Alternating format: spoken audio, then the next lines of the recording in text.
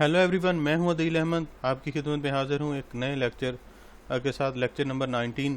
तो दोस्तों, अगर अभी तक आपने मेरा चैनल सब्सक्राइब नहीं किया, उसको सब्सक्राइब करें, अपने दोस्तों के साथ शेयर करें, वीडियोस पे कमेंट करें, लाइक करें, प्रमोट करें। तो स्टार्ट करते हैं जी। सबसे पहले माइक्रोसॉफ्ट विजुअल स्टूडियो को ओपन करते हैं। लेक्चर नंबर 16 हमारी डाटाबेस सीरीज़ चल रही है, जिसमें हमने ऑलरेडी 3 क्यूरीज जो है वो कंप्लीट कर चुके हैं, जिनमें इंसर्शन की थी, डिलीशन की और डिस्प्ले की। अब डाटा शो करवाने की डाटा ग्रिड व्यू में अब हमने करना है कि जो हमारा अपडेट जो डाटा करना है, जो डाटाबेस में डाटा चला गया उसमें से कुछ अमेंडमेंट्स करना चाहते हैं, कुछ उसमें चेंजिंग करना चाहते हैं।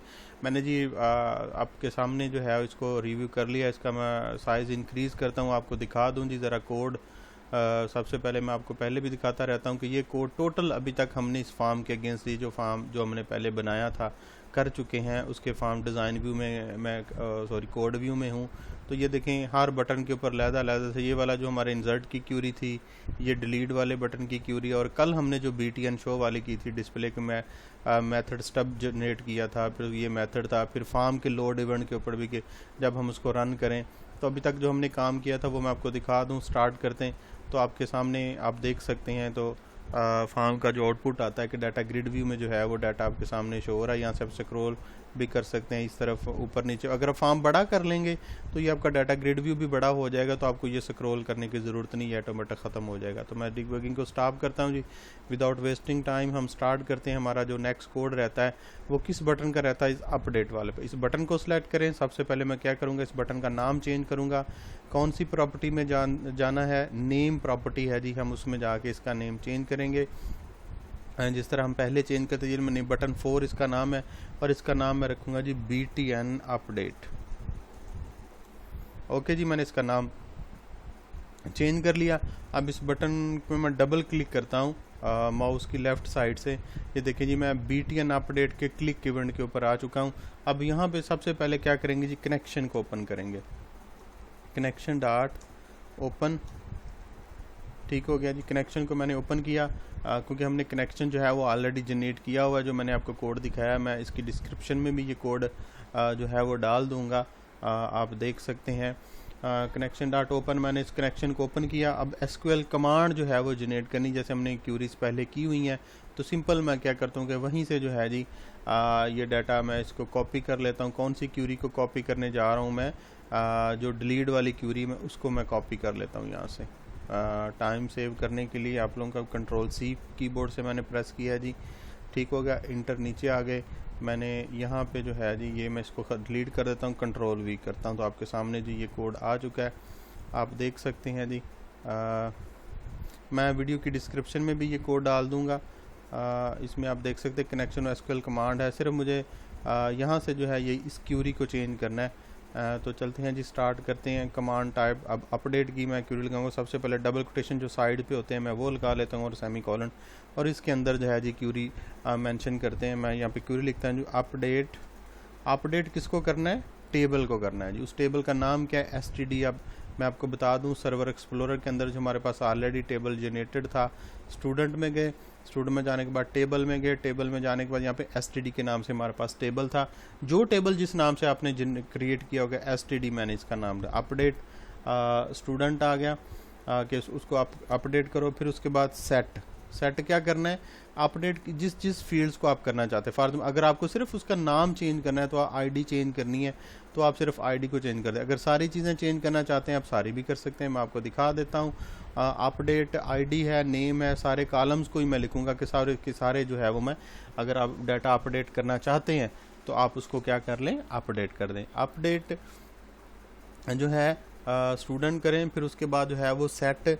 लेकिन एक बात याद रखें कि जब भी आपने डाटा अपडेट करना है उसमें एक चीज़ यूनिक होनी चाहिए। यूनिक से मेरा जैसे ये ID है कि हर स्टूडेंट की ID जैसे रोल नंबर अलहदा हो। मैं कहता हूँ कि नेम चेंज करो, उसका शहर चेंज कर दो, उसका सेल नंबर चेंज कर दो, उसकी तारीख पैदाइश चेंज कर दो, उसकी क्लास चेंज कर दो।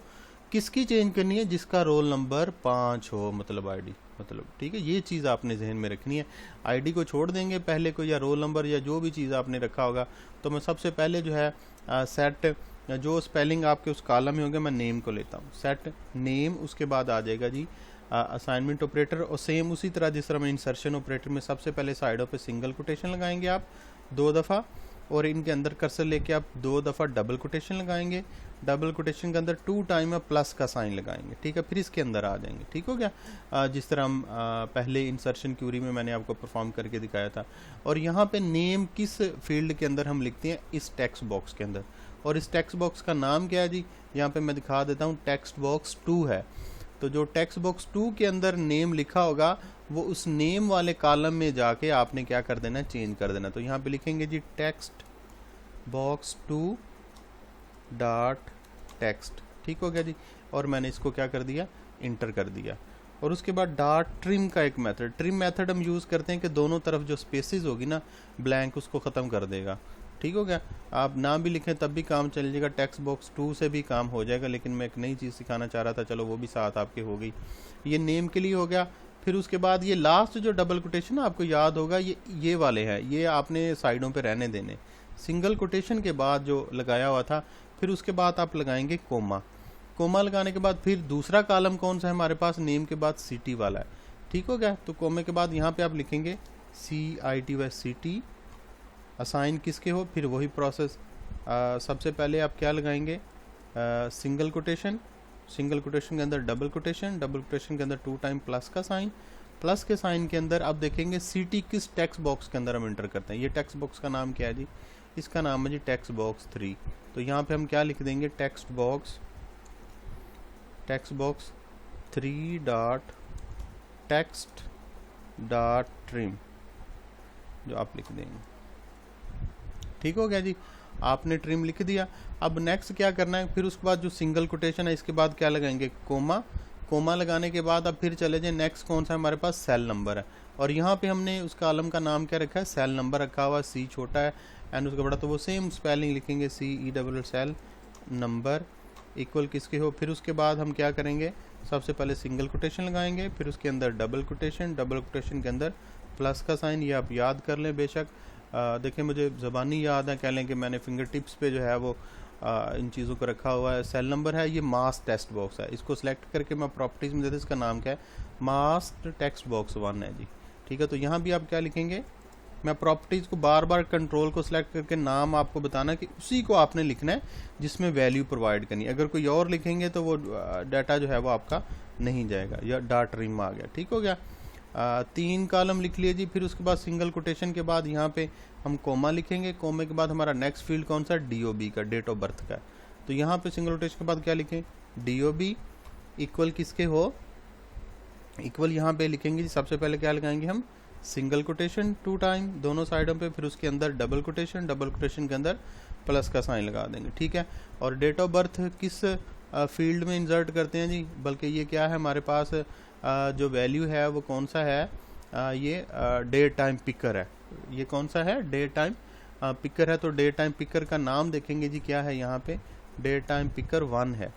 तो चलते हैं जी इसकी code link, date time picker date of birth में आता है, यहाँ पे लिखेंगे डे टाइम पिकर 1 आ गया जी। डॉट उसकी एक प्रॉपर्टी थी वैल्यू की, डॉट वैल्यू डॉट,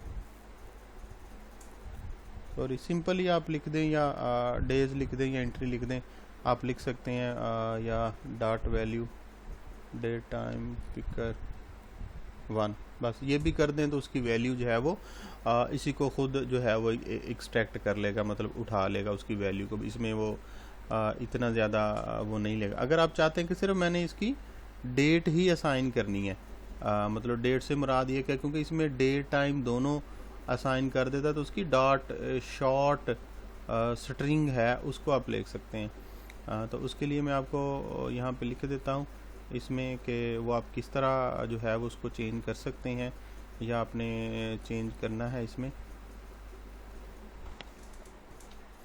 चलते हैं, इसको मैं बाद में चेंज करता हूँ। पहले जो है वो हम लास्ट कॉलम सिंगल कोटेशन के अंदर हम यहाँ पे क्या रखेंगे, कर्सर कोमा लगाया और लास्ट हमारा क्लास वाला रह गया, तो यहाँ पे क्या लिखेंगे, CLASS क्लास मैंने लिखा।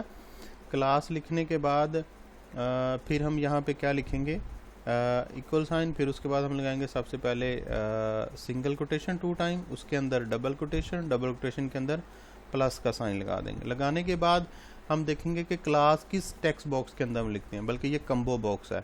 इसका नाम क्या है जी, इस कम्बो बॉक्स का कम्बो बॉक्स 1 नाम है। तो चलते हैं जी कोड व्यू में, और यहाँ पे इसके अंदर जहाँ पे हमने कर्सर रखा हुआ है combo box 1 dot text dot trim, ये मैंने बताया कि दोनों साइड से ब्लैंक स्पेसिस को ख़त्म करने के लिए इस्तेमाल होता है।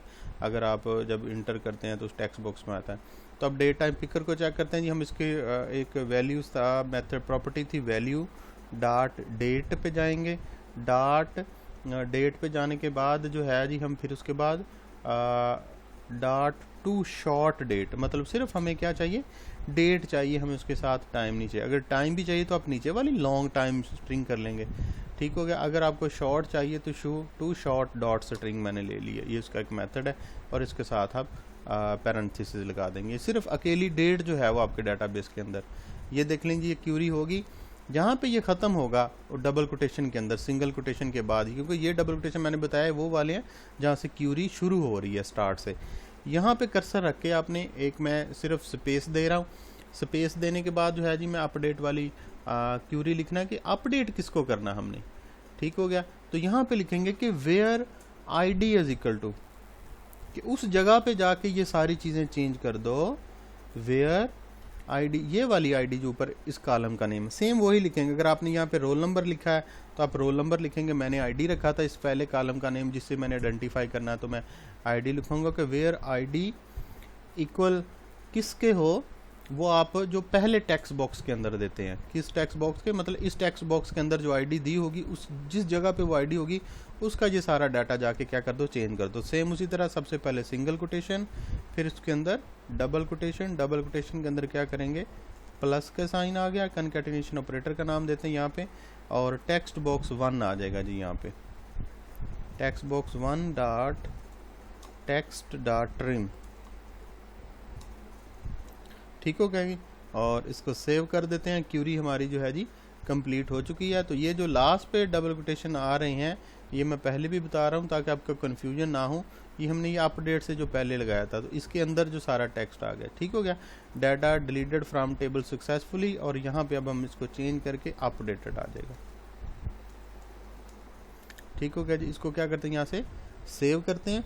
सेव करने के बाद अब मैं आपको दिखाता हूँ कि किस तरह जो है वो डाटा इसको सेव करते हैं। तो स्टार्ट करते हैं जी। स्टार्ट करके मैं आपको दिखाता हूँ कि किस तरह जो है हम डाटा चेंज करें। फॉर एग्जांपल मैं यहाँ पे ID 5 ले लेता हूँ, या 1 ही ले लेता हूँ, 1 की मैंने डाटा चेंज करना है। यहाँ पे मैंने लिखा जी ID 1, मतलब जिस जगह पे ID 1 होगी उसका ये चेंज करें। फॉर एग्जाम्पल पहले ID 1 का नाम क्या आ रहा है, यहाँ पे अदील अहमद आ रहा है, तो यहाँ पे मैं जो नेम चेंज करके मैं इसको कर देता हूँ जमील अहमद। ओके, सिटी जो है वो पहले पंजाब लिखा हुआ, मैं यहाँ पे लिख देता हूँ सिंध, ठीक है। सेल नंबर जो है वो पहले 00 लिखा हुआ, मैं लिख देता हूँ 99, ठीक है। डेट भी को चेंज कर देते हैं, ठीक है। क्लास जो है वो पहले PhD लिखी हुई है, मैं यहाँ से BSc कर देता हूँ, ठीक है। उसके बाद मैं अपडेट पे क्लिक करता हूँ। तो देख सकते हैं गाइस कि data updated from table successfully, update तो होगा लेकिन यहाँ पे शो नहीं हुआ। तो कैसे शो होगा भला, हमने लास्ट ट्यूटोरियल में शो जो है शो वाले बटन की, तो इसको मैंने अपडेट किया। तो आप देख सकते हैं कि पहले यहाँ पे अदील अहमद लिखा हुआ, जमील अहमद है, सिंध आ गया, 99 आ गया, 9 जुलाई डेट थी, और क्लास पहले PhD थी, मैंने अब BSc कर दी है, ठीक है। तो डाटा जो है वो सारे का सारा अपडेट हो चुका है। मिलते हैं नेक्स्ट लेक्चर में, तब तक के लिए